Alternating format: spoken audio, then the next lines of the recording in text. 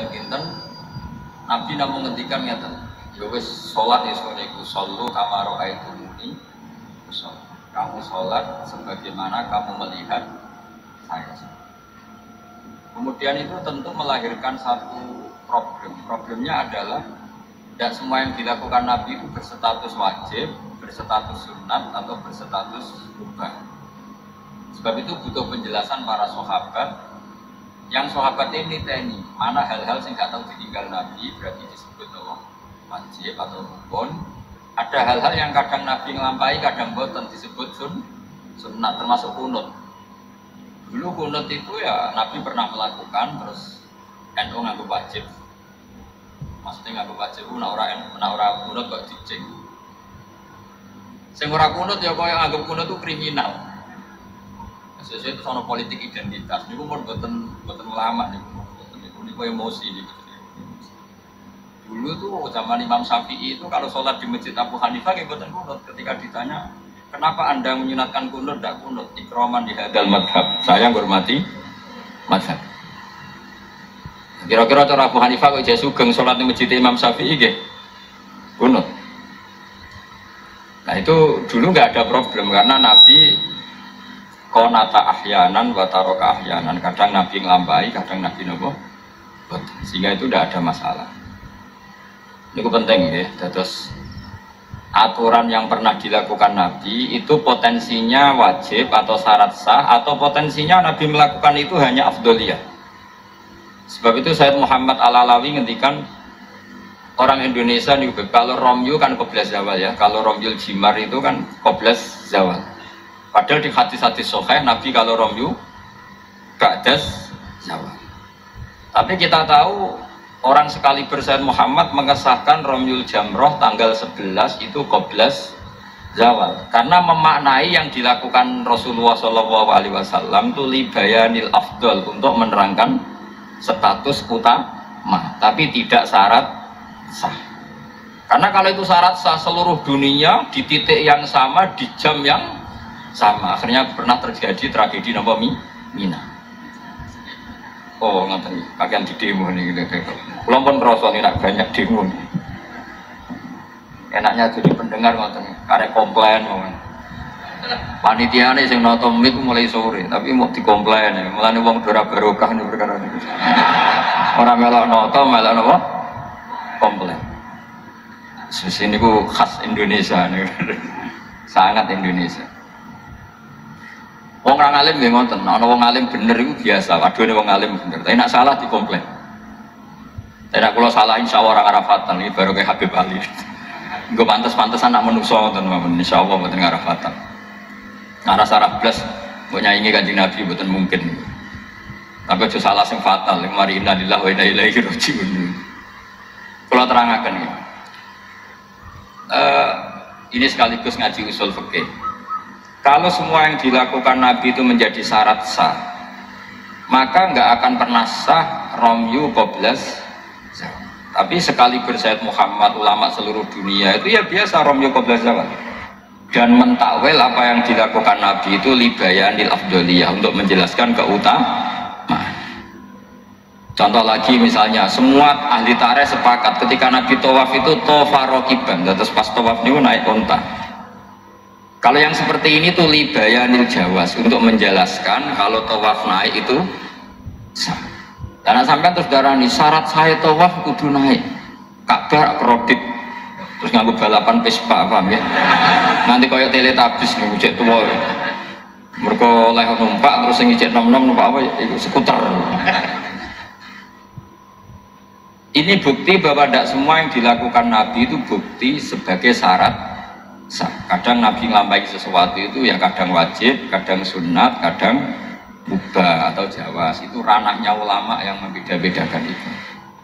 Begitu juga misalnya Nabi tawaf, kadang ngedikan labbaik Allahumma labbaik labbaik. Yang nggak pernah ditinggalkan adalah tawaf 7 kali putaran. Itu yang nggak pernah ditinggalkan. Tapi kalau ngedikan labbaik kadang ngedikan, kadang enggak, kadang doa, kadang enggak. Berarti berstatus sunat. Nah itu ulama yang tahu. Ya itu ulama. Nah, di antara ulama itu tentu Imam Nawawi, yang hampir semua alawiyin, semua ulama maka kitab Minhajul Talib. Terus niki penting kula aturaken kersane aja sithik-sithik muni sunah Rasul sing piye. Sunnah itu maknanya perilaku atau tidak lampah. Lah tidak lampah Nabi itu kadang wajib, kadang sunat, kadang yang repot kadang khosois. Misalnya Nabi nikah songo, ora oleh sampai niru Nabi. Wah yang repot. Bojo sitok itu melayu malah aneh-aneh. Terus sunah Nabi itu nak sholat tahajud itu nanti sikile aboh, ya sakit Habib Ali ya enak gitu. Memputune kira-kira ora kuat meneh kula tambah ora kuat. Ya pokoke ben Nabi sing bangsa abot-abot ku ben Nabi. Mergo termasuk khususnya Nabi niku diwajibno pangeran tahajud. Jadi tahajud sing sunat kanggo umate kanggo Nabi niku wajib. Jadi khususnya ora fasilitas tok, nyuwang samu khususnya fasilitas tok. Kadang khususnya niku sing ora wajib kanggo umate, kanggo Kanjeng Nabi wajib. Termasuk Nabi ini wajib napa? Tahajud. Jadi Nabi ini nak boten tahajud ngrasa dosa. Nah santrine tenang mawon, boten ngara wajib, tak jamin boten ngara wajib. Paham ya, terus. Nah setelah shollu kama ra'aitumuni usolli ada penjelasan. Misalnya Nabi berdiri, itu hukumnya kayak apa? Ini wajib. Nabi baca Fatihah wajib. Kalau baca suratnya, kadang baca, kadang enggak, berarti tidak wajib. Begitu seterusnya, itu cara analisis ulama. Bon kula terusaken ya. Atasiu te kang kaping 9 wal asyiru lan kaping 10 wal hadi asyara lan kaping 11 iku at-tasyahhud iku maca tasyahhud. Ini ku kalimat asyhadu alla ilaha illallah wa anna muhammadar rasulullah. Wa quduhu lan lungguh tasyahhud. Ya terus tasyahhud, lungguh tasyahhud wa sholatu lan maca sholawat ala nabi sallallahu alaihi wasallam. Terus dalam tasyahud akhir itu ada 3 rukun sekaligus. Duduknya sendiri rukun, membaca tasyahud juga apa? Rukun, baca sholawat alam Nabi juga rukun. Berarti dalam apa? Duduk itu ada sekaligus 3 rukun. Itu duduknya sendiri, itu juga berstatus rukun. Membaca tasyahudnya juga berstatus rukun. Baca sholawatnya juga berstatus. Makanya ada ulama itu kadang ulama itu gelem ra gelem itu ya keliru, tapi keliru sing ra iso bener. Makanya gelem ra gelem keliru. Tapi keliru sing mesti bener. Ya tau ya bener sing mesti keliru. Sama tak bedain nak iso jawab. Pertama rukun salat kok ya jawab. Ya jawab ya mesti keliru lah apa-apa. Pertama rukun salat tuh. Niat. Berarti kayak niat sik lagi ngadeg apa ngadeg sik lagi niat. Ayo jawab. Ayo dhisik di niat apa ngadeg. Ngadeg. Berarti ngadeg tok tanpa niat wis salat. Lho nek ngadeg sik berarti ngadeg tok sedurunge niat wis salat. Menjadi salat setelah niat atau setelah ngadeg? Setelah niat. Lah niat ngadeg di sini. Lah niat ngadeg di sini. Loh, enggak ada dia. Itu kabeh sarah darani pokoke gelem ra gelem kudu salah. Muni niat sik ya salah, muni ngadeg sik. Ada orang tahu mikir kok sampean malah bener. Tapi gak penting. Pidato ora usah detail ya untuk sangu ora usah mikir lho semua. Niku pikirane mubalek, nek ulama mboten mikir ngoten. Jadi ulama itu kadang gak dipilihan, akhirnya darani arkanus sholat itu apa? Pertama apa coba kalau pakai tertib? Misalnya basuh wajah ya. Basuh wajah sama niat dulu mana? Enggak jawab saja. Loh bareng gak fair itu nih, tertib. Basuh wajah sama niat dulu mana? Dulu niat. Kalau niat dengan tidak basuh sah atau orang? Gak sah. Nah basuh itu orang niat? Rasa. Berarti basuh wajah be niat. Cari untuk kudu tertib. Lah kalau rukun bareng. Nah ulama itu. Jadi kadang gak ada pilihan. Kadang salah itu ya serah pilihan. Kalau jadi kiai ngaji cucuk hadirin yang wedok ayu, gelem ra gelem salah. Orang dulu dianggap sombong dulu ya dosa benar. Karena sing imane kuat gak apa-apa nek kowe masalah yakin masalah. Itu strategi pilihan. Jadi hidup tuh banyak yang gak punya pilihan. Kalau mulang teng mriki ngrasa dosa, mosok mulang ning ngarepe para habaib ngrasa dosa. Tera mulang yang rasa dosa, dikongkon orang nurut. Yes, saya sembuh bener bahwa rasulullah alam ben pengiram diambak sing itu. Jelas kalau tetap merasa Rabbana dalamna apa anfusan. Kita tidak punya pilihan. Kalau berkali-kali ngisi pengajian di depan para ulama, orang nurut itu ya dosa, diutus ulama, nurut itu ya kayak rapati sopan ngarepe kiai mulang. Nah sampean semulang karuan dosa, ora iso kok mulang malah. Hukumnya jelas, dadi napa hukumnya jelas. Cedok. Dari malah karuan, malah penak, sampean penak, hukumnya jelas. Kalau terus jadi ada satu statement hukum yang memang nggak ada pilihan kayak tadi ya ngadeg, niat, takbir atau apa bahasa wajah, niat. Sekarang takbir sama niat dulu mana? Ayo. Dulu niat apa dulu takbir? Niat. Lah niat tak tanpa takbir, niatnya terhitung enggak? Enggak, wong namanya niat kok susah muktaronan TV ini. Kacek sidik. Umatku dia gak jelas ya. Jadi dawe para ulama teng sara-sara itu ilmu itu kadang nggak bisa dijelaskan karena tadi yang namanya niat itu harus kerentek berbarengan melakukan. Pertanyaannya lalu dengan niat dengan yang dilakukan itu dulu mana?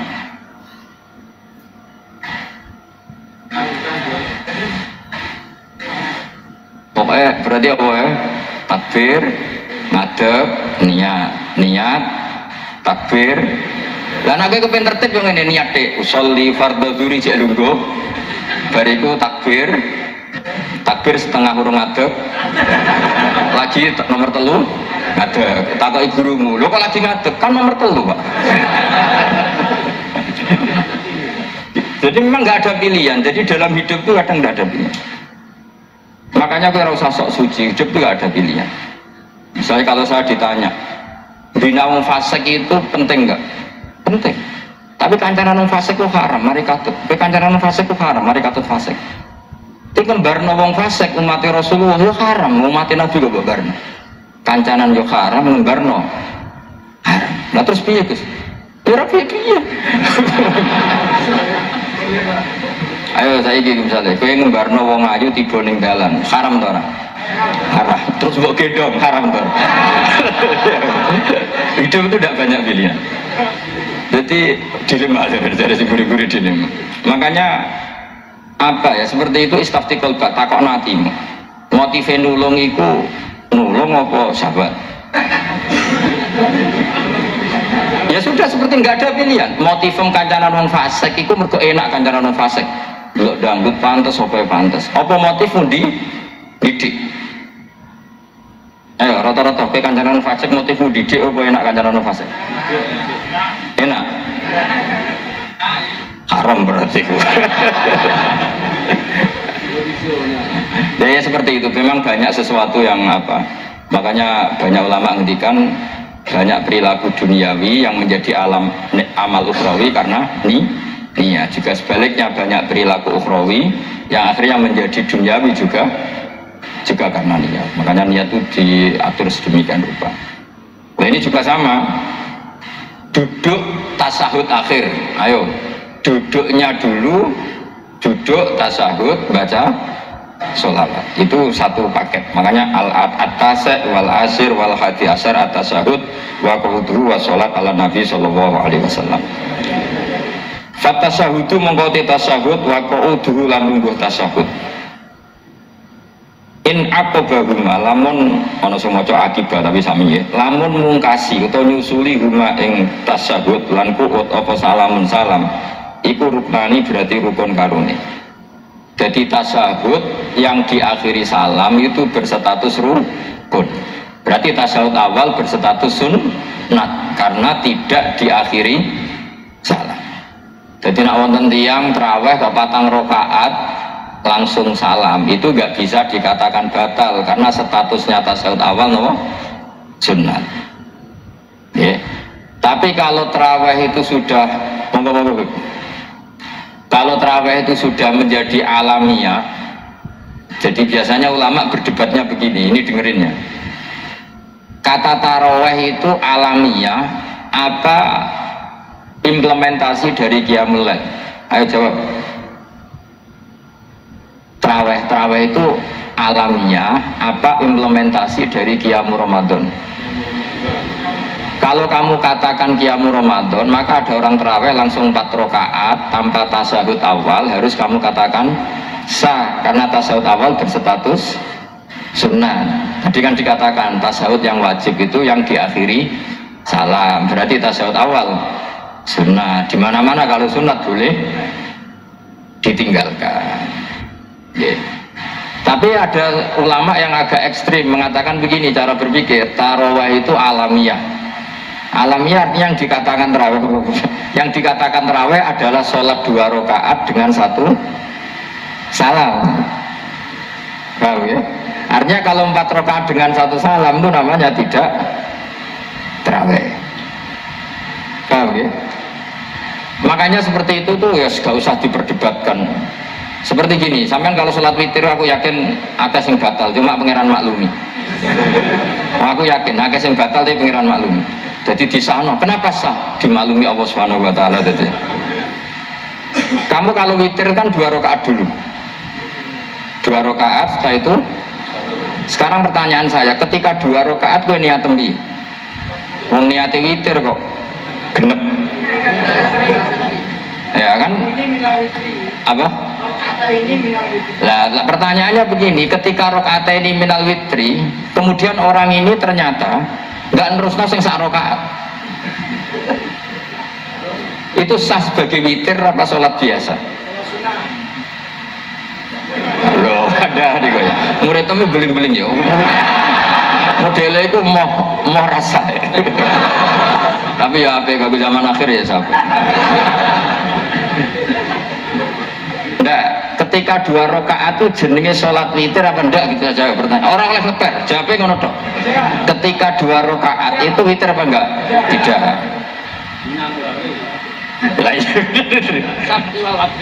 Lah ya ikut paket witir. Berarti niatnya sampean gini, ya Allah saya sholat 2 rakaat, ini paket witir loh Gusti. Makanya solu sunnatan rakaat ini minal witri. Jadi seperti itu kan bingung gitu. Nah sekarang begini, enggak ini latihan fikih karena saya pengajar fikih. Kalau ada orang sholat, ya saya ulang lagi ya, ada orang misalnya begini, ada orang sholat terus sarungnya itu pas sampai dengkul, sampai lutut. Kalau dia rukuk pasti jengking pupune ketok. Iku batalnya ngenteni wis rukuk apa mulai pertama batal? Enggak jawab betul. Apa? Ketika rukuk apa mulai berdiri sudah batal? Ketika rukuk. Apa selengin enggak ya? Nah ini undian berhadiah. Itu di Asbaban Nadhair itu ada pertanyaan gini. Lalu yang dikatakan sholat itu apa? Yang dikatakan sholat adalah satu aqwalun wa af'alun muftatahatun bitakbir muftatamatun. Nah, lalu ketika dia rukuk itu batal. Batal yang batal apa nih ya Pak? Wong dia belum berbentuk sholat. Berbentuk sholat itu kan kalau sudah absolut sampai salah. Yang batal itu apanya? Wong sholatnya orang kasih lah. Bingung tuh sampai mesti. Jadi makanya pertanyaannya itu apa ya? Fikih itu kadang ya sudah seperti itu, memang angel. Makanya kalau kamu melihat perempuan itu di takrib itu melihat perempuan yang ajnabiyah itu haram kecuali untuk sekian hal, termasuk muamalah. Ngopi dia ke muamalah repot. Sekarang pertanyaannya, kamu ngopi demi melihat apa melihat untuk ngopi? Tidak jawab. Lah anak niatnya ngopi, mestinya kan brewok lah yang di ngopi ini kan gitu. Coba boleh brewok, coba boleh komisen. Nah yang kira-kira agak haram itu mesti begini. Saya sama Habib Ali jalan ke Jakarta terus ngantuk ngopi. Kebetulan bakule ayu insya Allah halal karena orang niat. Nah sampean kan gak apal. Oh sepojok kono.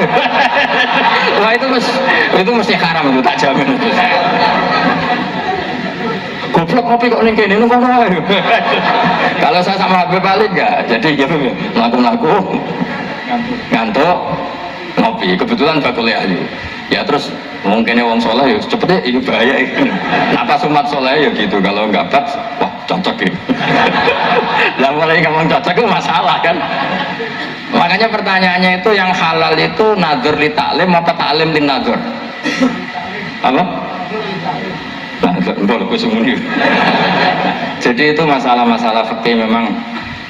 Makanya kalau berteman orang fasik itu hati-hati ya. Kalau itu kamu lihat umat Rasulullah Shallallahu Alaihi Wasallam yang perlu kamu selamatkan, yang perlu kamu bina, jenenge tarbiyatul fasik, membina orang fasik. Tapi kalau kamu memang bermental fasik, ini namanya mualah, berkawan sama orang fasik. Itu hukumnya langsung rubah. Kalau mualah ya haram, kalau tarbiyah sunnah atau bahkan wajib. Lah takut bedane piye? Gus ya takokno awakmu. Ya sudah seperti itu, nggak ada jawabannya sudah. Sehingga nang akhirat fayunab bihukum bima kuntum tak malun. Sehingga Allah piyambak sing apa menghisab. Mun kula terusno ya. Wa illa fasunnatani. Wa illam yaqib huma salamun fasunnatani. Terus ini aturan pokok fikih sebenarnya wa kaifa ada jaza. Sebetulnya aturan duduk itu enggak ada. Kamu duduk gaya apa saja itu sah. Wa kaifa dalam hal kaya apa lungguh sapa wong jaza mengko menang apa ikilah ukut. Terus tenggene lungguh teng napa? Tasyahud akhir misalnya kowe sila ya sah, gaya lungguh apa sah. Meskipun ya rada kurang ajar salat arang-arang kok. Tapi secara hukum sah. Jadi misalnya wonten wong desa terus kadang tasyahud akhir sikile rada mlekang, kadang wis pokoke wa kaifa ada jasa. Jadi pentingnya ngaji ngeten iki paling gak nglahirno husnudzon bahwa aturan duduk itu gak ada. Misalnya coba aja mentang-mentang sampean khusuk lungguhe bener terus nek ana lungguh untuk merintang sithik, wah iki gak sah. Gak tau ngaji, gue sih gak tau ngaji mau coba kaifa ada jasa. Aneh-aneh, gue sih gak tau ngaji wa kaifa ada jasa. Enak ora tau ngaji malah nuduh. Bisa wae sing lungguhe ra bener ku wali malah lara. Meskipun agak-agak ya ora. Wali ngono gue ngono. Tapi nek misalnya wali tenan kualat sama. Wa kaifa ada jasa. Terus hukum itu penting. Sehingga kalau sampean haji tenggene Mekah niku salat itu macam-macam. Terus nganti saiki iskal tapi ora iso protes. Niku lho, wong kuat ngadeg nggawa kursi nak salat kok lungguh. Nak teng Indonesia wong salat lungguh ora ngentosi bener-bener lemak. Ning Arab gak kuat nggawa kursi. Salatnya lungguh, engko nang ngarep iku sofa kosong, kursine digawa.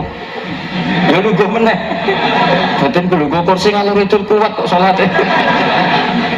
Nak teng Jawa iku anggere ngape mati cek salat ngadeg. Kursine enteng. Kursine enteng. Jadi ya kalau mboten ngerti nih. Ada lagi yang orang Arab, mungkin Arab Bedui. Itu kalau ada yang nelpon, itu teleponnya dijupuk. Cok, salim. Kalau aku bilang kita koi, Gus itu madzhab apa? Aduh, banyak kita madzhab goblok. Apa disalahno iku wong Arab? Wong Arab. Ora disalahno iku. Akhirnya debat. Salim pirang huruf. Ya telu nak cara nahwu nggih. Shot, lam sitok kan tasdid berarti telu. Telu wis batal loro. Batal. Pas. Seru webet. Repot-repot. Sementing sampean ngerti ya, terus sholat itu wa kaifa ada jasa. Terus ngerti ngaten iki niati ben husnudzon be umat Rasulullah sallallahu alaihi wasallam. Nah sampean gak ngerti ilmu itu gampang suudzon. Lungguh kok ngono ning dingkon salat tasyahud akhir lungguh yo ngene. Lah lungguh yang dilakukan Rasulullah itu bayangan ideal, standar ideal tasyahud akhir duduke ya kaya Rasulullah sing ditirono para ulama sampai guru-guru kita. Tapi itu tetap standar afdholiyah, standar utama. Tapi sakjane wa kaifa ada jaza. Jadi penting sanggep ae ben mari husnudzon. Misalnya orang tasyahud akhir kok ambek swilo ngono wis. Anggap ojo aliran niku. Jangan ngono sik. Iki bar ngaji menhajut talibin lagi seneng-senenge praktek ngono. Tapi ya ora pati wali mesti. Wali kok kontroversi aneh-aneh. Cuma umpama ngono kowe aja langsung darani gak sah. Apa meneh nuduh wali aliran.